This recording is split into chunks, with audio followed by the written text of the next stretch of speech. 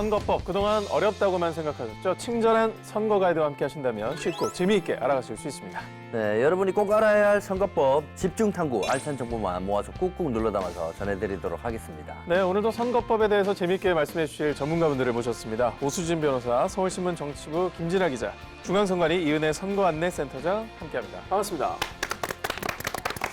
아니 제가 이 친절한 선거 가이드를 시작하고 난 뒤에 약간 업글 인간이 됐어요. 업글 오래간만에 듣는 네, 업글. 네. 업그레이드 됐다는 거잖아요. 그렇죠. 제가 이거 하면서 이 어느 정도 이 지식이 쌓이면서 와이프한테도 약간 아는 체를 하기 시작하더라고요. 너 그거 하면 되는지 몰랐지? 그러니까. 뭐 이런 식으로. 이래서 사람은 배워야 된다. 네. 예. 사람이 지식이 채워지니까 약간 모습도 달라지고 어깨도 올라가면서 자신감 생기고 좀 괜찮아지지 않았어요, 좀? 네, 벌써 드셨는데요. 기계적인 거의 뭐 정말 기계적인 답변. 네. 자, 그러면 오늘도 선거와 친해지면서 다 함께 업글 인간이 되보도록 하겠습니다. 친절한 선거 가이드, 오늘은 재외 투표에 관해서 알려드리겠습니다. 화면으로 함께 하시죠.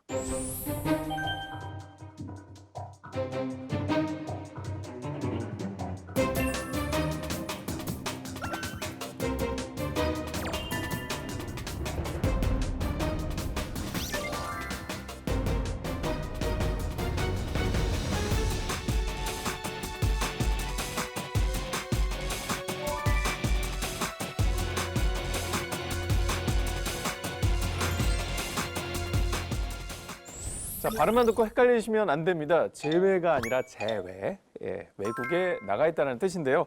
자, 그런데 외국에 나가 있는 경우도 굉장히 다양한 경우가 있잖아요. 네, 맞습니다. 대한민국 국적을 가지고 있지만 외국에서 뭐 영주권을 얻어서 거주하는 사람들도 있을 거고요. 아니면 여행이나 또는 일 때문에 외국에서 생활하는 분들도 계시니까요. 네, 일단 전 세계에 나가 있는 재외 국민 수가 약 270만 정도가 된다고 합니다. 자, 그것만 해도 전체 대한민국 인구의 한 5%를 차지하니까 무시할 수 없는 숫자라는 생각이 드는데 이분들의 한 표 한 표가 모이면 정말 엄청난 결과도 만들어낼 수 있겠는데요. 공직선거법에서 재외국민은 국외 부재자와 재외 선거인으로 나눠서 투표권을 부여하고 있는데요. 먼저 한국에 주민등록이 있는 한국 사람은 국외 부재자라고 하고요. 주민등록이 없으면 재외 선거인입니다. 영주권자라고 하더라도 한국에 주민등록이 있으면 국외 부재자로 분류합니다.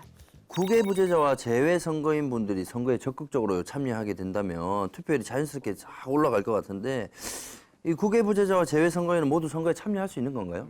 재외선거가 이제 아직 지방선거에는 도입이 되지 않았습니다. 그래서 현재로서는 대통령 선거와 임기 만료 국회의원 선거만 참여하실 수가 있으십니다. 국외 부재자는 대통령 선거와 지역구의 비례대표 국회의원 선거에 모두 참여할 수가 있지만 재외 선거인은 대통령 선거와 비례대표 국회의원 선거에만 참여하실 수가 있으십니다. 다만 주민등록법에 따라서 재외국민으로 구분, 관리되는 사람은 국외 부재자라고 하더라도 재외 선거인과 동일하게 지역구 국회의원 선거에는 참여하실 수가 없으신데요. 실제 주소지가 한국에 남아 있더라도 그건 안 되는군요. 네, 그러니까 그 부분에 대해서 이제 말씀을 드리도록 하겠습니다. 예. 이렇게 지금 이 재외 선거인과 동일하게 안 되는 재외국민 주민등록자라 함은 주민등록이 있는 사람이 해외 이주 신고를 하고 출국해서 이제 현지 이주를 한 경우와 주민등록이 없었던 사람이 영주 귀국 신고를 하지 않고 이 않은 상태에서 주민등록 신고를 한 그런 경우를 말합니다. 자, 그러면 국외 부재자, 재외 선거인은 저희가 똑같이 신분증만 가지고 투표소를 찾아가면 투표를 할 수가 있는 건가요? 그건 아닙니다. 재외 투표에 참여하려면 신고 그리고 신청을 해야 되는데요. 절차가 좀 까다롭지 않아요? 전혀 까다롭지 않습니다. 걱정할 필요가 없는데요. 제가 말씀드릴게요. 먼저 주민등록이 되어 있지 않은 국민 재외 선거인은 선거일 전 60일까지 세 가지 방법으로 재외 선거인 등록 신청이 가능한데요. 먼저 공관 방문 또는 순회하는 공관 직원에게 신청하는 방법이 있습니다. 그리고 두 번째로는 재외 공간의 전자우편 또는 우편을 이용해서 신청할 수가 있고요. 제일 간단한 거는 인터넷이겠죠.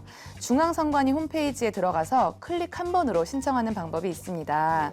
하지만 직전 선거에 재외 선거인 명부에 올라와 있는 사람은 이렇게 재외 선거인 등록 신청을 하지 않아도 재외 투표에 참여할 수가 있는데요. 한 번 하면 자동으로 연장되는군요. 네, 그런데 또 이때도 주의할 점이 있습니다.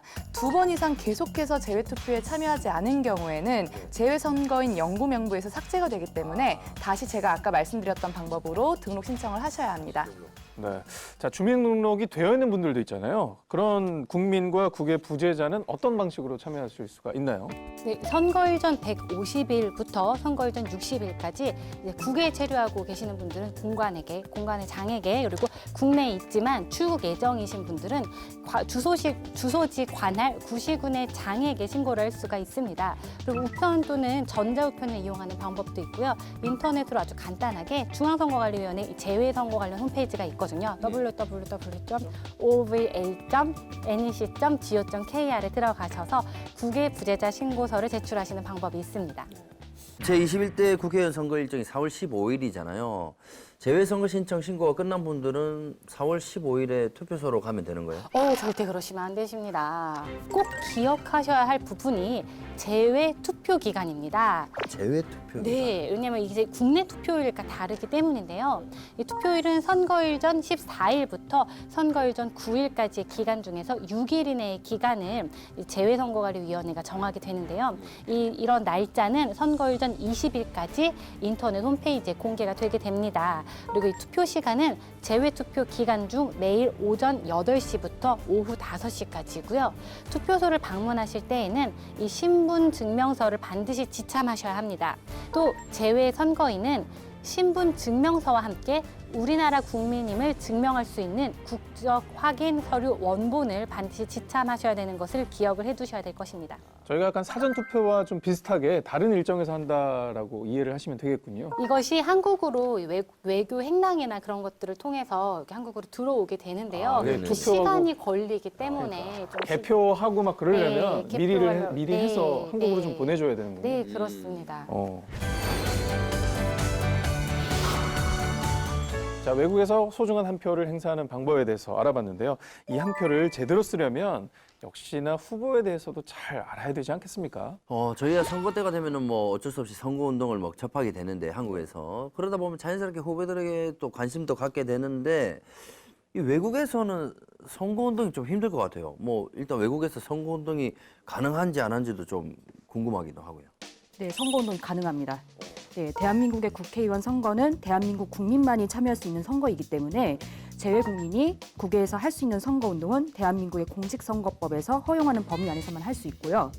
국외에서는 국내에서도 선거운동을 할 수 있는 사람이 상시할 수 있는 문자 메시지, 인터넷 홈페이지, 전자우편을 이용한 선거운동이 동일하게 적용됩니다.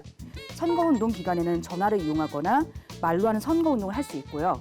정당 그리고 후보자의 경우에는 국내 위성방송 시설을 이용한 방송 광고 및 방송 연설과 국내 인터넷 언론사를 이용한 인터넷 광고를 할 수 있습니다. 사실 국내에서도 선거운동 기간이 다가오면은 선거법 위반 사례가 급증을 하게 되는데요. 자, 국외라면 이 감시하는 눈이 아무래도 좀 허술하기 때문에 이런 위반 사례들이 굉장히 많이 나올 것 같아요. 재외선거 역시 국내 선거에서 적용되는 공직선거법 처벌 조항이 그대로 적용이 됩니다. 근데 잠시 다른 점은 우리 국내에서 공직선거법을 위반하는 경우에는 그 공소시효가 6월을 경과함으로써 완성이 되는데요.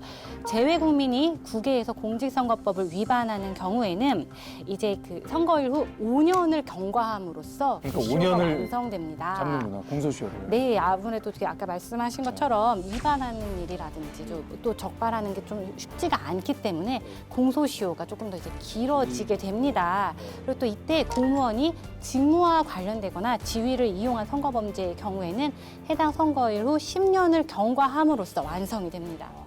그럼 재외 국민이 선거법 위반을 하면 어떻게 되나요? 먼저 국외 선거범에 대해서는 여권 발급을 제한할 수 있습니다.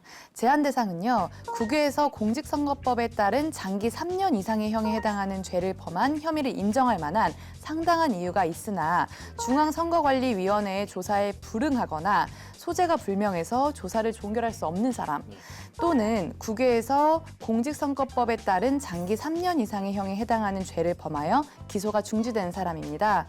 여권 발급 제한 기간은 해당 선거의 선거일 후 5년 이내고요. 외교부 장관은 제한 대상자에 해당하는 사람에 대해서 중앙선거관리위원회 또는 검사의 요청이 있는 때에는 여권법에 따른 여권의 발급, 재발급을 제한하거나 여권의 반납을 명해야 합니다. 네, 실제로 또 이런 사례가 있었는데요. 네. 2016년 20대 국회의원 재외선거 때의 일인데 미국 거주자 A씨가 미국하고 프랑스 등지에서 특정 정당을 반대하는 내용의 불법 신문 광고를 게재한 혐의로 서울중앙지검에 고발당했습니다. 그런데 또 이 A씨가 선관위 조사까지 불응했더라고요. 그래서 결국 선관위가 공직선거법에 따라서 여권 발급 등의 제한 및 외국인 입국 금지 심의위원회를 열어서 A씨에 대한 여권 반납 조치를 취하기로 결정했습니다. 그리고 외교부 장관에게 이를 요청했습니다. 와, 외국이라고 할지라도 피해갈 수가 없네요. 네. 예. 자, 그러면 다 좋습니다. 그리고 이제 외국인의 경우 친구가 시켜가지고 그치. 친구가 선거법을 위반하게 하는 거야.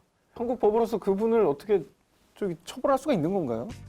외국인의 경우에는 선거법을 위반하게 되면 네. 그 중앙선거관리위원회에서 입국 금지 대상에 해당하는 외국인을 법무부 장관에게 이제 통보할 수가 있게 됩니다. 한국으로 못 들어오게 할 수 있는 거예요. 네, 맞습니다. 입국 금지 조치를 하는 건데 이렇게 국외에서 공직선거법에서 금지하는 행위를 했다고 인정할 만한 상당한 이유가 있는 외국인은 해당 선거 당선인의 임기 만료일까지 입국이 금지됩니다. 자, 이제 만약에 정치에 관심 많은 재외국민 선거권자가 당연히 있으시겠죠. 근데 본인이 좋아하는 후보가 있을 수 있잖아요. 그럴 경우에는 그 사람의 선거운동을 일반인 입장에서 할 수가 있는 건지 궁금해요. 네, 그렇습니다. 당연히 재외국민이 할 수 있는 국외 선거운동이 있을 텐데요. 먼저 선거운동을 할 수 있는 사람은 정보통신망을 이용해서 선거운동이 가능합니다. 네, 이때 문자 메시지 그리고 인터넷 홈페이지 전자우편을 이용을 할 수가 있는데요. 이 경우에도 좀 유의해야 할 점이 있습니다.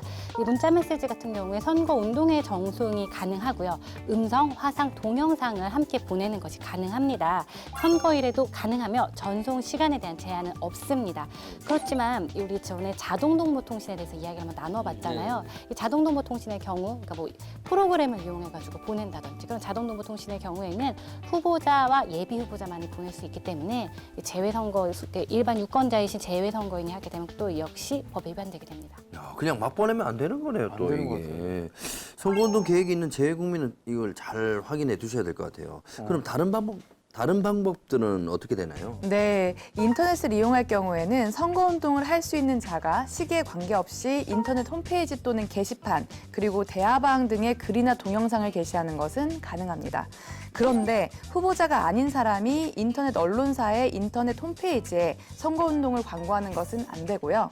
그리고 컴퓨터 이용자끼리 네트워크를 통해서 문자, 음성, 화상 또는 동영상 등의 정보를 주고받는 전자우편 방식의 전송은 가능한데 예비 후보자나 후보자가 아닌 사람이 전송 대행업체에 위탁을 해서 전자우편을 전송하는 것은 금지되어 있습니다. 자, 저희 같은 경우에는 이제 선거운동 기간에 전화도 굉장히 많이 받는데요. 국외에서 전화를 이용한 선거운동은 어떻게 제한을 두고 있습니까? 선거 운동을 할 수 있는 자가 선거 운동 기간 중에 이게 4월 2일부터 4월 14일까지죠. 전화를 이용해 송수화자 간 직접 통화하는 방식 또는 말로 지지를 호소하는 행위는 가능합니다. 하지만 이제 송수화자 간 여보세요 이렇게 해가지고 직접 통화하는 게 아니라 녹음을 해서 ARS를 틀어주는 건 안 된다는 사실을 기억해 주세요.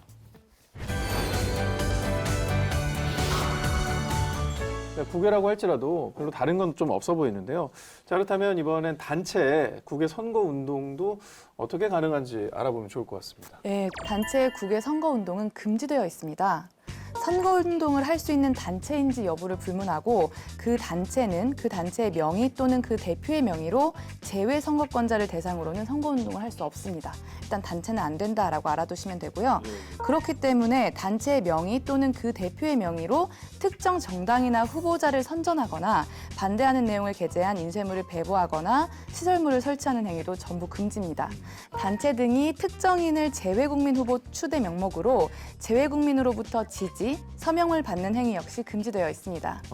그렇지만 이렇게 단체의 선거운동이 금지가 되어 있지만 단체의 대표자라든지 이게 임직원이 선거운동을 할 수 있는 사람이라고 한다면은 개인 자격으로서 선거운동을 하시는 거는 가능합니다. 네. 온라인 선거운동 같은 경우에는 늘 가능하시고요. 개인 자격으로 하신다면 네. 단체의 대표자 등이 개인 자격으로 하는 것이 가능하다고 말씀을 드렸는데요. 설사 그렇다고 하더라도 한국국제협력단이라든지 한국국제교류재단, 재외동포재단의 상근 임직원 또는 대표자는 개인 자격으로도 재외선거에서 재외선거권자를 대상으로 선거운동을 하실 수가 없다는 점을 주의하셔야 됩니다. 그러니까 뭐 단체에 좀 영향력이 조금이라도 있는 분들은 좀 조심하셔야 되는 조심하셔야 네. 된다는. 이게 뭐 한국국제협력단이라든지 국제교류재단이라든지 이런 것들이 예산이 투입돼서 예산으로 운영이 되는 세금으로. 그런 곳이잖아요. 예, 세금으로 운영이 되는 거기 때문에 그렇기 때문에 이런 대표자들이 개인 자격으로도 재외선거인 대상 선거운동할 수 없음을 규정을 하고 있는 규정입니다. 네.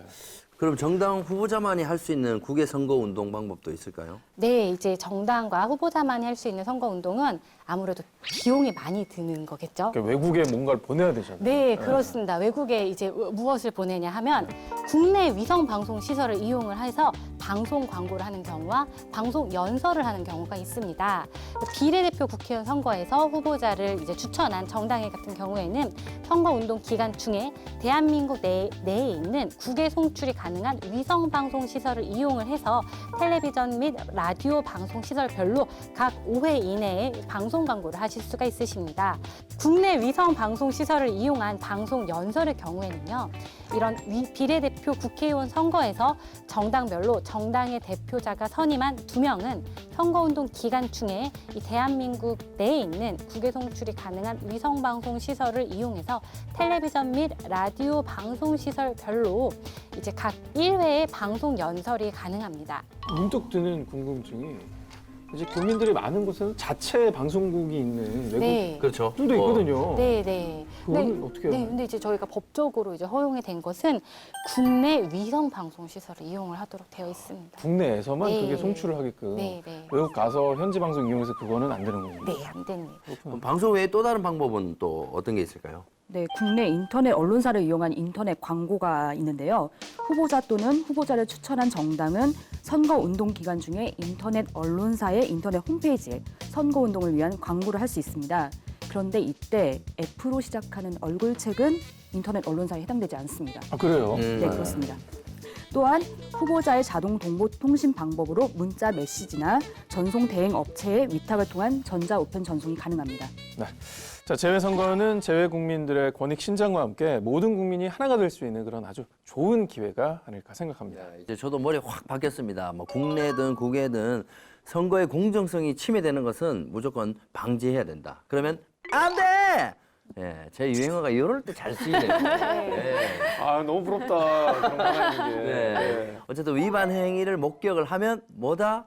전국 어디서나 쿠폰 없이 1390으로 신고해 주시면 되겠습니다. 자, 오늘은 주제가 주제인 만큼 국가번호 82를 붙여서 1390으로 전화를 해주시면 되겠습니다. 자, 친절한 선거 가이드 오늘은 재외 선거에 대해서 알아봤습니다. 김현우 씨 오늘 어떠셨는지 궁금한데요?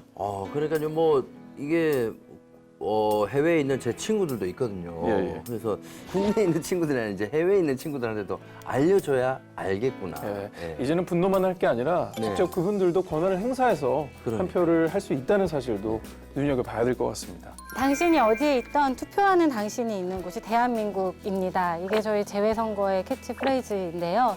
투표하는 당신이 있는 재외선거 그리고 아름다운 선거를 만들어가기 위한 첫걸음입니다.